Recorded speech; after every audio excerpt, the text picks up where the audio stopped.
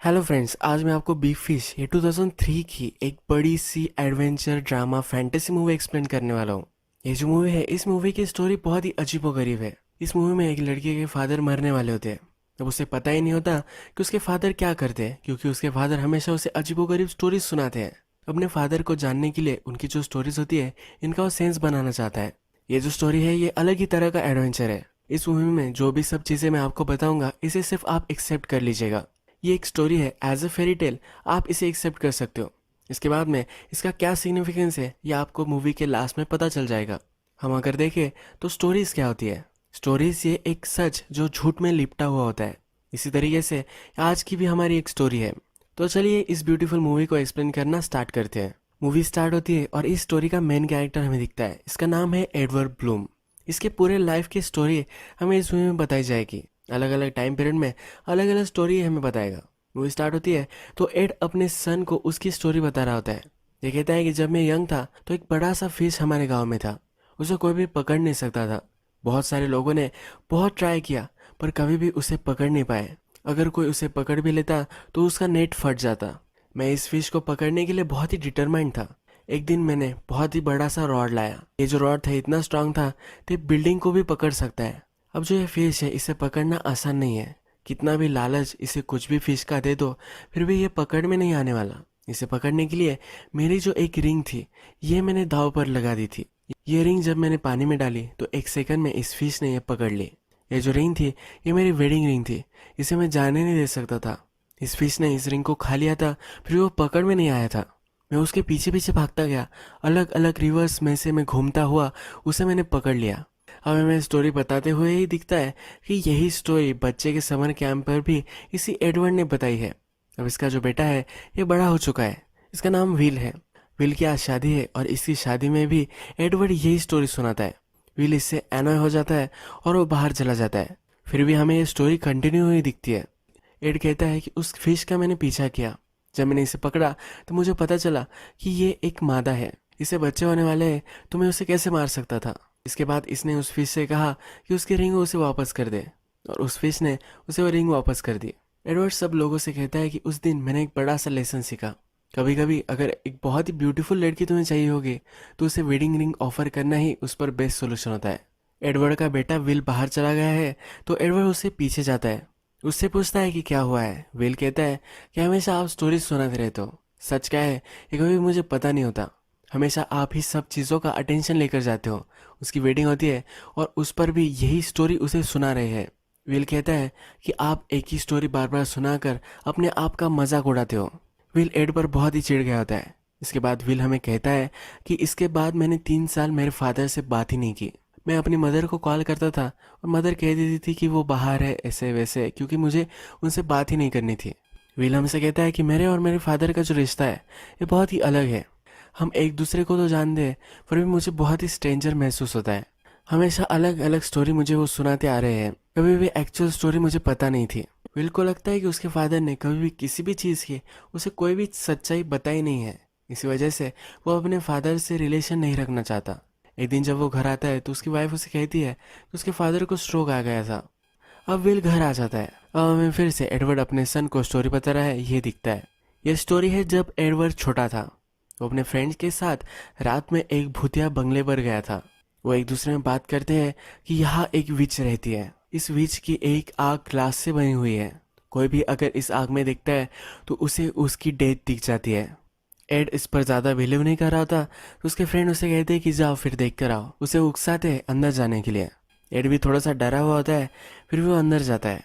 इस विश से वो मिलता है। उसे वो कन्विंस कर लेता है कि उसके फ्रेंड से वो मिले। उसके फ्रेंड जब इस विश के आँख में देखते हैं तो कैसे मरने वाले हैं, यह सब उन्हें दिख जाता है। इसके बाद एडवर्ड घर तक इस विच को छोड़ देता है। ये इस विच को कहता है कि मरना बहुत ही बुरा हो सकता है। अगर आपको मरने के ख्याल आ गए तो आप सही से जी नहीं पाओगे। पर आपको अगर पता होगा कि आप कैसे मरने वाले हो, तो बहुत सारी चीज़ें आपको पता चल जाएंगी। बहुत सारे टाइम में आदमी को लगता है कि अब वो मरने वाला है, पर अगर उसे पता होगा कि इस तरह से वो नहीं मरने वाला, तो ये बहुत ही ईजी हो जाएगा। एड फिर देख लेता है कि वो किस तरह से मरने वाला है, और उसे ये देख कर सही लगता है कि ये ठीक है, कोई भी उसमें प्रॉब्लम नहीं है। इसके बाद नेक्स्ट सीन में हमें दिखता है कि विल घर आ चुका है। इसकी वाइफ जो है, ये अब प्रेग्नेंट है। इसके मदर को इसे देखकर बहुत ही खुशी होती है। इसकी मदर कहती है तुम्हारे फादर कुछ खा नहीं रहे, प्लीज ऊपर जाकर उन्हें कुछ खिला कर आओ। ये जब अपने फादर को देखता है तो उसके फादर को पता होता है कि इसकी वाइफ प्रेग्नेंट है। एड उससे कहता है कि अब तुम्हारी लाइफ बहुत ही सरप्राइजेस से भरी होंगी, तुम्हारा बच्चा होने वाला है, तुम उसे बिगाड़ने की कोशिश करोगे, मेरी तरह मिसलीडिंग उसे ट्रूथ बताओगे और फिर भी वो सही से एक आदमी बन जाएगा। तुम जिस तरह से एक अच्छे आदमी बन चुके हो तो मुझे नहीं लगता कि मैं एक बैड फादर था। विल थोड़ा सा उसके फादर को खिलाता है और कहता है कि मैं अब यहाँ हूँ, इसके बाद हम कब मिलेंगे ये मुझे नहीं पता। जो स्टोरी जो इवेंट जिस तरह से हुए थे क्या आप मुझे उस तरह से बता सकते हो। एड इस पर शांत हो जाता है, उसे वो कुछ भी बताने नहीं वाला होता। विल फिर डिसअपॉइंटेड होकर वहाँ से चला जाता है। अब नेक्स्ट सीन में हमें दिखता है कि विल जब छोटा था तो एड उसे और एक स्टोरी सुना रहा है। ये कहता है कि जब मैं छोटा था तो मुझे एक बीमारी हो गई थी, मैं ज़्यादा ही बढ़ने लग गया था, इसी वजह से मुझे 3 साल तक बेड में रहना पड़ा, एक मशीन के सहारे ये जीता था, ये इस स्टोरी में उसे बताता है।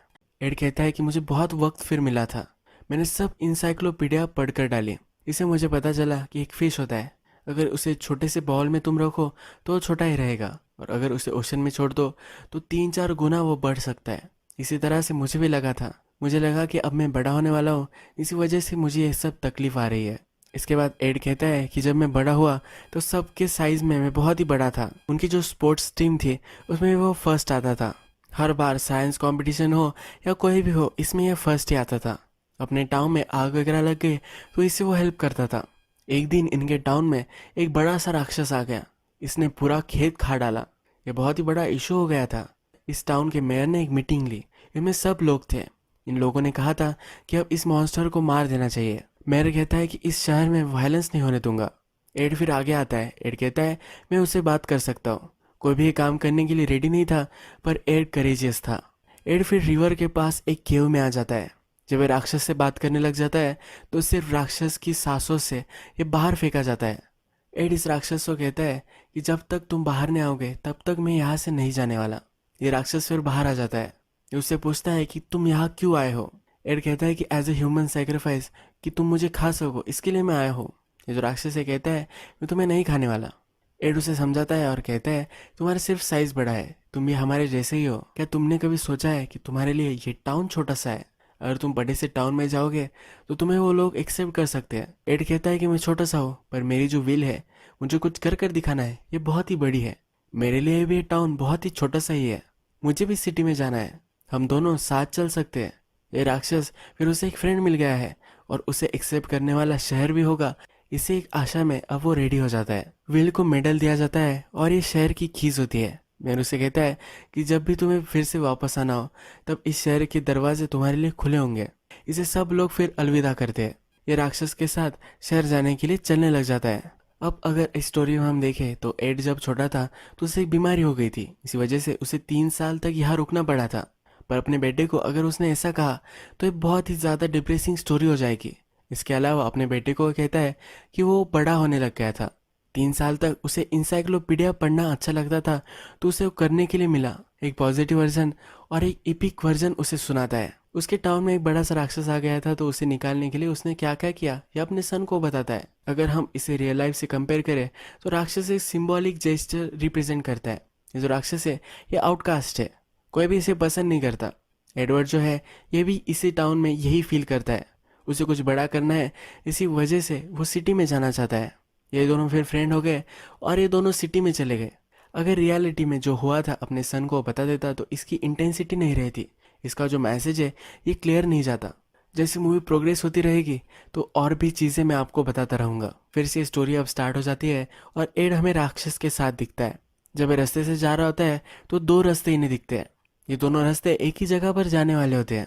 एड राक्षस से कहता है कि मुझे इस रास्ते से जाना है, ये एडवेंचर भरा है और बहुत ही डेंजरस है, यहाँ क्या है ये मुझे पता नहीं है तो मुझे ढूंढना है। और राक्षस को बता कर जाता है कि हम फिर से मिलेंगे।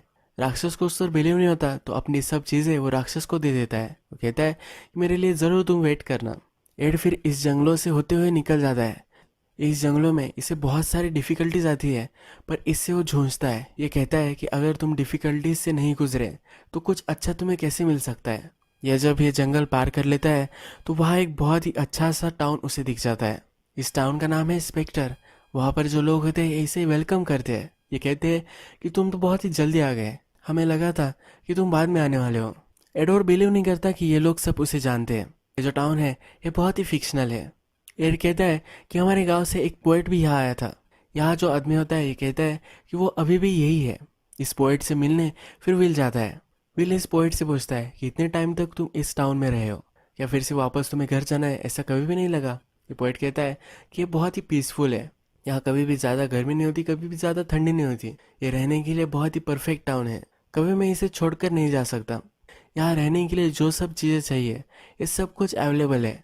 आदमी अगर यहाँ आ गया तो उसे कहीं भी जाने की कोई भी ज़रूरत नहीं है। पर एड को ये एक्सेप्ट नहीं होता। एड एक फ्री स्पिरिट होता है। ये कहता है कि मुझे पता है कि ये बहुत ही परफेक्ट है, पर फिर भी मुझे सब कुछ चीज़ें देखनी है। एक्चुअल लाइफ में जो सब एडवेंचर्स है मुझे फील कर कर देखने हैं। मुझे पता है कि मुझे इस तरह से लाइफ मिल नहीं सकती। मैं रिग्रेट भी इस डिसीजन को कर सकता हूँ, फिर भी मुझे डिसीजन लेना है। सब लोग इससे नाराज़ होते हैं क्योंकि अब वे वापस जाना चाहता है। विल सिर्फ 18 साल का है तो उसने अभी लाइफ देखी नहीं है। ये लाइफ देखने के लिए सब ऐशो आराम छोड़कर वो वहाँ से निकल पड़ता है। जाते वक्त पोइट उसे हेल्प करता है। जब ये जंगल में होते हैं तो पोइट अपनी कविता उसे सुना रहा होता है। ये जो कविता होती है ये सिर्फ 3 लाइन्स की होती है। ये जो पोइट है इस टाउन की ऐश आरामों की जो लाइफस्टाइल है इसमें घुल मिल चुका है। इसी वजह से ये सही से काम नहीं कर पाता। एड जब जा रहा होता है तो उसे एक पॉन्ड में मरमेड भी दिखती है। इस मरमेड का वो पीछा करता है पर इसे पकड़ नहीं पाता। वहाँ पर एक छोटी लड़की आती है। ये छोटी लड़की उसे पसंद करती है, ये वो कह देती है। एड कहता है कि इस टाउन में फिर से वापस आऊँगा, पर मेरा अब ये टाइम नहीं है। जब सही टाइम होगा तो 100% मैं यहाँ वापस आने वाला हूँ। इसके बाद फिर से जंगल में एड घुस जाता है और जब ये यहाँ से जा रहा होता है तब पेड़ उसे जकड़ लेते हैं। ये बहुत ही डर जाता है। उसे लगता है कि अब वो मरने वाला है, पर तभी उसे याद आ जाता है कि इस तरह से वो नहीं मरने वाला। उसकी डेथ कैसे होने वाली है ये उसे पता है। हमें फिर से बूढ़ा एड दिखाया गया है और रात में अपनी फैमिली के साथ वो डिनर करता है। जब रात हो जाती है तो उसकी डॉटर इन लॉ उसके पास आकर बैठ जाती है। उसे वो अपनी बचपन की स्टोरी सुनाता है। वो कहता है कि ड्रीम से मुझे पता चल जाता था कि कोई मरने वाला है। मुझे पहले पता चला था कि मेरी एंड मरने वाली है। यह मैंने जब मेरे मदर और फादर से कहा तो उन्होंने मुझ पर बिलीव नहीं किया और नेक्स्ट दिन सचमुच में मेरी एंड मर गई। कुछ दिनों बाद मुझे फिर से सपना आया। उसमें मुझे पता चला कि मेरे फादर मरने वाले हैं। मैंने मेरे फादर को ये सब बातें की। मेरे फादर ने कहा कि उन्हें कुछ भी नहीं होने वाला, पर फिर भी वो रैटल हो चुके थे। दूसरे दिन जब वो काम पर गए तो डर डर कर ही काम कर रहे थे। पूरे दिन में उनकी डेथ होने वाली है इसका वो इंतज़ार करते रहे, पर ये हुआ नहीं। जब वो घर वापस आए तो अपनी वाइफ से उसने कहा कि मेरा डे बहुत ही ख़राब गया था। एड की मदर बोली कि तुम्हारा दिन खराब गया है, मेरा तो उससे भी बदतर था। सुबह मैं जब उठी तो दूध वाला हमारे पोर्च पर ही मर कर पड़ा हुआ था। ये बहुत ही फनी स्टोरी थी। इसका मतलब था एड एक नाजायज़ बच्चा था। अगर हम यहाँ एनालाइज करें तो एड नाजायज़ बच्चा था। ये बहुत ही सीरियस सिचुएशन होती है। बहुत लोगों को इससे इफेक्ट होता है और ये किसी को बता पाना भी बहुत ही ज़्यादा डिफ़िकल्ट हो सकता है। एड अपनी डॉटर इन लॉ को ये बताता है तो इसे एक फ़नी बना देता है। स्टोरीज में छुपा हुआ सच, यही इस मूवी का पॉइंट है। अब एड उसकी वाइफ से कैसे मिला था ये अपनी डॉटर इन लॉ को बता रहा होता है। वो उसे कहता है कि जब राक्षस के साथ मैं सिटी में आ गया तो मैं एक सर्कस में गया था। सर्कस का जो मास्टर था उसने जब इस राक्षस को देखा तो अचंभित हो गया। इस राक्षस को उसने एक जॉब दे दी। इस सर्कस में ही एड उसकी वाइफ को देखता है। इसे पहली बार में उससे प्यार हो जाता है। इसका टाइम यही रुक जाता है। इसका नाम वगैरह कुछ भी नहीं जानता तो बहुत ही डिस्टर्ब हो जाता है। सर्कस का जो मास्टर होता है उसे अपनी प्रॉब्लम बताता है। मास्टर इस लड़की को जानता है पर उसे इसकी इन्फॉर्मेशन नहीं देने वाला होता। मास्टर कहता है कि तुम कुछ काम नहीं करते। काम ने तुम्हें बहुत ही अच्छे काम किए होंगे, पर ये सिटी है, सिटी में तुम इस तरह से नहीं रह सकते। तुम्हारे पास अगर जॉब नहीं होगी तो उससे तुम अच्छी लाइफ नहीं दे पाओगे। वो उसे उसका पता नहीं देने वाला होता। एड कहता है कि तुम सर्कस के मास्टर हो, तुम मुझे यहाँ जॉब दे सकते हो। मास्टर कहता है ऐसे ही मैं किसी को कुछ भी नहीं देता। एड फिर बोलता है कि मैं फ्री में काम कर सकता हूँ, मुझे सिर्फ उस लड़की का पता चाहिए। मास्टर फिर एड से एक डील करता है। ये कहता है कि जिस मंथ तुम मेरे लिए काम करोगे उस मंथ उस लड़की के बारे में एक चीज़ मैं तुम्हें बताऊंगा। अब हमें दिखता है कि बहुत अजीब व गरीब ये काम एड करता है। एड सर्कस में हर्ट भी हो जाता है, फिर भी ये काम वो करता रहता था। 3 साल गुजर जाते हैं और उस लड़की के बारे में छोटी छोटी बातें उसे पता चल जाती है, जैसे कि उसे म्यूज़िक पसंद है। पर ये लड़की कौन है, क्या है, इसे कुछ भी इसके बारे में पता नहीं होता। जब एक दिन अपने मास्टर से मिलने जाता है तो उसके ट्रेलर में एक वुल्फ होता है। इस वुल्फ की और एड की फाइट हो जाती है। एड एक लकड़ी लेता है और उसे दूर फेंकता है। ये जो वुल्फ है ये कुत्ते जैसा हो जाता है। ये उस लकड़ी को फिर से एड के पास लेकर आता है। ये जो वुल्फ था ये अकेला था, एड के साथ इसे खेलना था, इसी वजह से ये उस पर अटैक कर रहा था। एड कहता है कि कभी कभी आपको चीज़ें लगती है कि जो बहुत ही डरावनी है, पर एक्चुअल में वो आपसे हेल्प मांग रहे होते हैं। अगर आप लोगों को कंपैशन से ट्रीट करोगे तो वही कंपैशन आपको फिर से वापस मिल सकता है। जब सुबह होती है तो ये जो वुल्फ था ये मास्टर ही था। रात में मास्टर वुल्फ बन जाता है। मास्टर ने अब देख लिया है कि एड बहुत ही अच्छा आदमी है। अब इस लड़की के बारे में वो सब कुछ उसे बता देता है। वो कहता है कि वो यूनिवर्सिटी में है, उसका सेमेस्टर ख़त्म होने वाला है, तो जल्द से जल्द तुम वहाँ चले जाओ। एड बहुत ही खुश हो जाता है। वो भागते भागते ये लड़की जहाँ रहती है यहाँ पहुँच जाता है। इस लड़की का नाम सैंड्रा है। ये सैंड्रा का डोर खटखटाता है। उसे कहता है कि तुमसे बहुत ही ज़्यादा प्यार करता हूँ, तुम्हारे लिए मैंने 3 साल मेहनत की है। उसके साथ जो सब हुआ है ये उसे कहता है। सैंड्रा कहती है कि तुम्हारी रेपुटेशन से तुम्हारे बारे में जानती हूँ, पर हमारी शादी नहीं हो सकती। तुम जिस टाउन में आए हो उसी टाउन के एक लड़के से मेरी शादी होने वाली है। विल फिर हमें कहता है कि जिस टाउन से बचकर मैं यहाँ आया हुआ था, मेरे रूट से मैं बच रहा था, पर वही मैं फिर से वापस आ चुका हूँ। अगर वो टाउन से नहीं निकलता तो सैंड्रा से शादी कर सकता था। एड को फिर रियलाइज़ होता है कि इतनी आसानी से जिस औरत से वो प्यार करता है इसे वो जाने नहीं दे सकता। ये फिर उसके क्लासरूम में उसे प्यार करता है। ये बड़ा से अक्षरों से में लिखता है। आकाश में प्लेन से उसका नाम बनाता है। उसके घर के सामने बहुत सारे फूल वो रख देता है। सैंड्रा फिर इस सब से इम्प्रेस्ड हो जाती है। जिस लड़के से सैंड्रा की शादी होने वाली है वो भी वहाँ आ जाता है। ये विल का बचपन का फ्रेंड ही होता है, पर इन दोनों में कभी नहीं जमती। विल हमेशा फर्स्ट आता था और ये कभी भी फोकस में नहीं आ पाया। सैंड्रा एड से कहती है कि प्लीज़ इसे मत मारना। एड फिर बहुत मार खाता है। सैंड्रा फिर जिससे उसकी शादी होने वाली होती है उससे ब्रेकअप कर लेती है। इन दोनों की फिर शादी हो जाती है। ये फिर अपनी स्टोरी में कहता है कि मुझे आर्मी में जाना पड़ा। जो प्रेसिडेंट थे इनका उन्हें ऑर्डर आया था और जो सब यंग जनरेशन थी इन सब को मिलिट्री में सर्व करने पड़ने वाला था। इन्हें 3-4 साल वहाँ सर्व करने थे, पर अगर एड ने अलग अलग मिशंस ले लिए जो बहुत ही डेंजरस थे तो उसे एक ही साल सर्व करना पड़ेगा। तो इस तरह के मिशन एड ने लिए। इसी मिशन पर कोरियन लोगों से उसे न्यूक्लियर पावर प्लांट के प्लान्स छीनने थे। ये छीनने के लिए वो एक सर्कस टाइप जगह पर ही आ गया। उसने जब वहाँ से प्लान चुरा लिए तो वहाँ 2 शो गर्ल्स आ गई। ये दोनों एक दूसरे की बॉडी से कनेक्टेड थी। ये बहुत ही डर चुकी थी। अगर इनने सिपाहियों को बुला लिया तो एड मर सकता था। एड ने फिर सैंड्रा की फ़ोटो इन्हें दिखाई। एड कहता है कि मेरे वाइफ के पास मुझे फिर से जाना है। इन दोनों लड़कियों ने फिर इसे वहाँ से निकलने के लिए हेल्प की। एड को वापस आने में बहुत ज़्यादा टाइम गुजर गया। सैंड्रा को लगा ये मर चुका है। मिलिट्री ने भी ये अनाउंस कर दिया था, पर जब एड वापस आ गया तो सैंड्रा बहुत ही खुश हुई थी। हमें फिर से प्रेजेंट दिखाया जाता है। हमें एड का सन विल और उसकी वाइफ बेड में है ये हमें दिखता है। उसकी वाइफ कह रही होती है तुम्हारे फादर की लव स्टोरी बहुत ही इंटरेस्टिंग है। ये स्टोरीज है फिर भी इन्हें सुनना बहुत ही अच्छा लगता है। विल कहता है कि ये स्टोरीज है सुनना अच्छा लगता है तो सही है, पर ये गलत भी है। मेरे फादर कौन है ये मुझे पता ही नहीं है। उनकी एक पूरी लाइफ अलग है ये मुझे लगता है। मैं जब भी छोटा था तो मेरे आसपास वो कभी भी नहीं थे। मुझे सपोर्ट करने के लिए मुझे वो चाहिए थे, पर कभी भी वो मेरे आसपास नहीं थे। नेक्स्ट दिन सुबह जब होती है तो विल अपने फादर के पास आता है। उसकी जो फ्रस्ट्रेशन है कि वो अपने फादर को नहीं जानता ये सब अपने फादर को कहता है।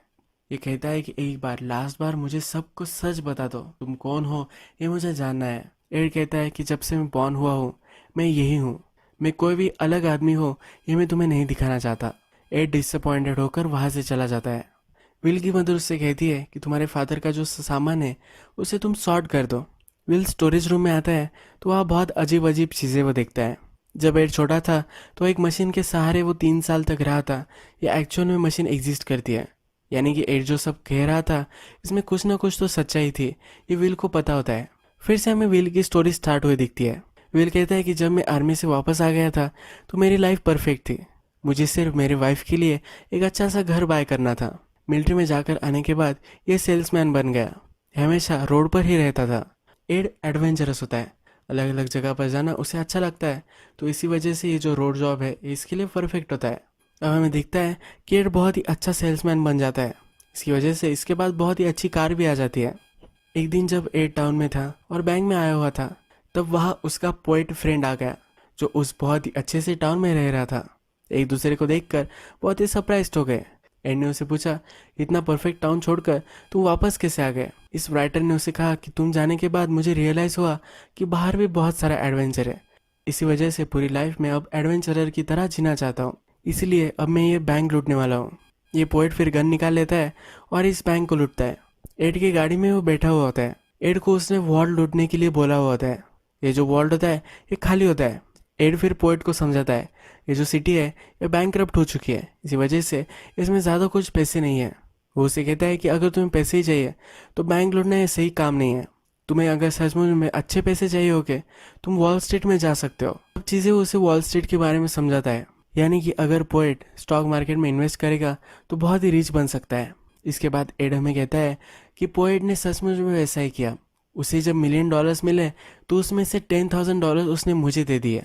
इस पैसों से मैंने एक बड़ा सा घर बाय कर लिया। उसका जो सपना था उसकी वाइफ के लिए घर लेना, उसने वो पूरा कर डाला। अब अगर हम इस स्टोरी में देखें तो उस पोएट को एड ने हेल्प की थी। फाइनेंशियल सिचुएशन के लिए उसे क्या करना चाहिए ये उसे गाइड उसने किया था। एक सिंपल चीज़ थी, पर जब इसने रॉबर इसमें डाली उसे बहुत ज़्यादा फ़ायदा हो गया। ये सब चीज़ें उसमें डाली तो ये बहुत ही इंटरेस्टिंग बन गई। ये स्टोरी कोई भी भूलने नहीं वाला। अब हमें फिर से प्रेजेंट दिखाया जाता है। विल अपने फादर की सब चीज़ें सॉर्ट आउट कर रहा होता है। उसे कुछ पेपर्स मिलते हैं, इसमें उसके फादर के नाम पर एक बड़ा सा घर है, ये उसे पता चलता है। उसका शक होता है कि उसके फादर का कहीं अफेयर चल रहा था।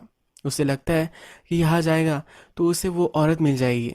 वीर फिर वहाँ विजिट करने के लिए चला जाता है। हाउस में जो औरत रह रही है, इस औरत को जब हम देखते हैं तो मूवी के फर्स्ट में हमें जो विच दिखाई गई थी ये वही औरत है, पर ये अभी विच बनी हुई नहीं है। विल उसके घर में आता है, उसे कहता है कि मुझे पता है कि तुम्हारे और फादर में कुछ तो था।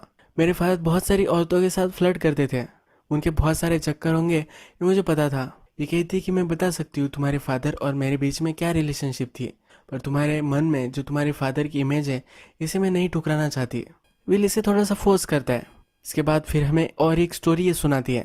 ये कहती है कि विल सेल्समैन था तो रोड से वो जा रहा था। एक दिन स्टॉर्म आ गया और वो फिर से स्पेक्टर टाउन में आ गया। ये वही टाउन था जो मूवी के फर्स्ट में हमने देखा था, जो बहुत ही परफेक्ट टाउन था। जब इस टाउन में वो वापस आ गया तो ये टाउन बर्बाद हो चुका था। यहाँ के लोगों से जब उसने बात की तो उसे पता चला कि टाउन बैंकक्रप्ट हो चुका है। एड को बहुत ही बुरा लगा। एड को अब इस टाउन को फिर से बनवाना था, इसी वजह से उसने अपने जो सब फ्रेंड्स थे इनसे मदद ली। जो सर्कस का मास्टर था ये भी अमीर था।